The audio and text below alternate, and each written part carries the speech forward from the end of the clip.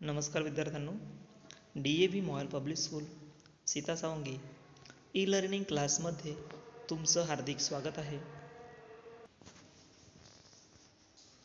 आज आपण इयत्ता 1 ते 4 घटक कथाकथन यामधील कथा क्रमांक 7 बहुभाषी पिहू ही गोष्ट अभ्यासणार आहोत। तर तुम्हाला माहीत आहे, चंपक या पाक्षिकातील जी कथामालिका आहे ती आपण अभ्यासत होतो।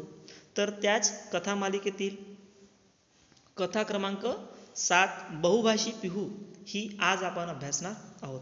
तर बघा, तुम्हाला लक्षपूर्वक ऐकायचं आहे।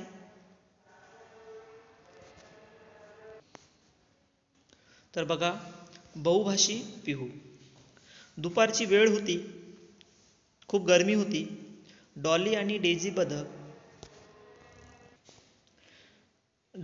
डेझी बदक नारळाच्या झाडाखाली आराम करत जलवायू बदलावर चर्चा करत होत्या। आता जलवायू बदल म्हणजेच जसं सीजन असतात, जसं उन्हाळा, पावसाळा, हिवाळा, हे कशा पद्धतीने बदलते, वातावरण कसं बदलते, ह्या बदलावर चर्चा करत होत्या। त्या समुद्राच्या किनारी मुरारीच्या घराजवळ राहत होत्या। मुरारी एक दुकानदार होता। त्याला पक्ष्यांचा खूप शौक होता आणि तो नेहमीच त्यांना दाणे टाकत असे। अरे ते बघ, डॉली समुद्राच्या दिशेने बोटाने इशारा करत ओरडत म्हणाली। कोणीतरी पडतंय, डेझी धापा टाकत म्हणाली। ते वेगाने पळाले आणि पडणाऱ्या चिमणीला समुद्रात बुडण्यापूर्वी कसं तरी पकडण्यात यशस्वी झाले। वा, ही किती सुंदर आहे, डॉली पडणाऱ्या चिमणीला पाहून चकित झाली होती। चिमणी जशी शुद्धीवर आली तेव्हा डेझीने विचारलं, तुझ्यासोबत काय घडलं? थकून निपचित पडलेल्या चिमणीने डॉली आणि डेझीला पाहिलं। ती काहीतरी पुटपुटली आणि पुन्हा आपले डोळे बंद केले। ही कोणती भाषा आहे? डॉलीने विचारलं। त्या चिमणीची भाषा कळलीच नाही। डेझीलाही काही कळलं नाही। दोघेही काळजीत पडल्या की काय करावं, कारण चिमणी काय म्हणाली ते त्यांना कळलं नव्हतं। अचानक पिहू पोपटीन डॉली आणि डेझीजवळ उडत आली। तिने पडलेल्या चिमणीकडे पाहिलं आणि म्हणाली, हिला उन्हात राहू देऊ नका, हिला झाडाखाली घेऊन जाण्यास मला मदत करा, ही थकलेली वाटतंय। डॉली आणि पिहूने तिला उचललं आणि नारळाच्या झाडाखाली घेऊन गेल्या। डेझीने पाणी आणलं आणि चिमणीला पाजलं। ती पटकन प्यायली। थोड्या वेळाने ती सावध झाली आणि ती सरळ होऊन बसली। तिने डॉली, डेझी आणि पिहूकडे पाहिलं आणि आनंदाने आपले पंख फडकावले। ती पुन्हा काहीतरी पुटपुटली। ती जे काही बोलते ते आपल्याला कळत नाहीये, डॉली आणि डेझी एका सुरात म्हणाल्या। पण पिहूला कळू शकत होतं। तिने पडलेल्या चिमणीला तिचं नाव विचारलं। ती स्टेला आहे, ती डॉली आणि डेझीकडे पाहत म्हणाली। तोपर्यंत बऱ्याचशा चिमण्या तिथे आल्या होत्या। सर्वच्या सर्व स्टेलाप्रमाणे दिसत होत्या।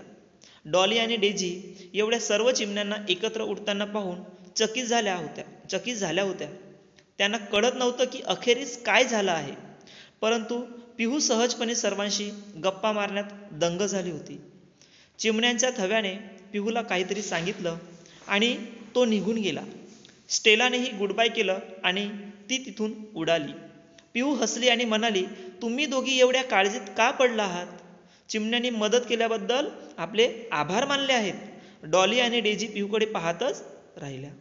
ती एक प्रवासी सायबेरियन क्रेन म्हणजेच सारस होती, पिहूने सांगितलं। प्रवासी पक्षी काय आहेत? डॉली आणि डेझीने विचारले। प्रवासी पक्षी अनेक प्रकारचे असतात, जसे की Siberian crane, greater flamingo, pelicans, white व्हॅगलेट, अजूनही खूप सारे। ते आपले आवडते भोजन आणि उचित जलवायूच्या शोधात दूरवर प्रवास करतात। जेव्हा वातावरण बदलतं तेव्हा ते आपल्या घरी म्हणजेच स्वदेशी परततात, पिहूने सांगितलं। पण स्टेला पडली कशी? डॉलीने विचारलं। तुम्हाला तर माहीतच आहे की आपल्या जंगलाचं बरीचशी झाडे नष्ट झाली आहेत, कारण मनुष्याने स्वतःचं घर बांधण्यासाठी आणि उद्योग चालवण्यासाठी ती कापून टाकली। त्यामुळे वातावरणात बदल झाला आहे आणि गरमीही खूप वाढली आहे। स्टेला उन्हात उडून खूप थकली होती आणि त्यामुळे ती बेशुद्ध पडली होती. पिहूने सांगितलं. पण तू त्या अनोळखी चिमण्यांशी कसं काय बोलत होतीस? डेझीने विचारलं. कारण मी बहुभाषी आहे. बहुभाषी म्हणजे बहुत म्हणजेच जास्त भाषा जाणणारे, माहीत असणारे. ठीक आहे. पिहूने उत्तर दिलं. बहुभाषी? त्याने एकदम विचारलं. बहुभाषी? हो, बहुभाषी म्हणजेच बऱ्याच भाषा बोलणे व जाणून घेणे. मला नवीन भाषा शिकायला खूप आवडते. मुरारीसोबत मी मनुष्याची भाषा बोलते आणि तुमच्याशी बदकाप्रमाणे बोलू शकते. अशा प्रकारे मी बऱ्याचशा चिमण्या आणि प्राण्यांसोबत त्यांच्या भाषेत बोलू शकते, पिहू म्हणाली. म्हणूनच पिहू केवळ सुंदरच नाहीये, तर स्मार्टही आहे. आनंदाने डॉली पंख हलवत म्हणाली. आम्हालाही तुझ्यासारखं बनायचं आहे, डॉली आणि डेझी म्हणाल्या. नक्कीच, नवीन भाषा शिकायला मी तुम्हाला मदत करेन, हसून पिहू म्हणाली. अचानक मुरारी कामावरून परतला आणि पिहू उडत उडत जाऊन त्याच्या खांद्यावर बसली. पिहूला हळूहळू थोपटत मुरारीने विचारलं, इथे काय चाललंय? तू कोणत्या गोष्टीवर बोलत होतीस? पिहू म्हणाली, जर मुरारी बहुभाषी असता तर असा प्रश्न विचारला नसता. सर्व खडखडून हसू लागले. तर समजली मुलांनो तुम्हाला गोष्ट किती छान आहे की नाही? तर बघा, आज आपण ह्या गोष्टीतून काय शिकलो ते बघू.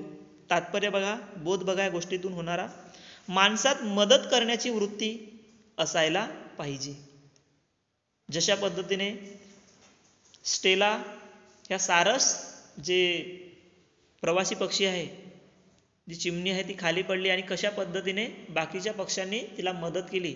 तर मदत करण्याची वृत्ती माणसामध्ये असायला पाहिजे आणि त्याबरोबरच नेहमी नवीन काहीतरी शिकण्याची जी धडपड असते ती असायला पाहिजे. तोच उत्तम माणूस असतो. ठीक आहे. धन्यवाद.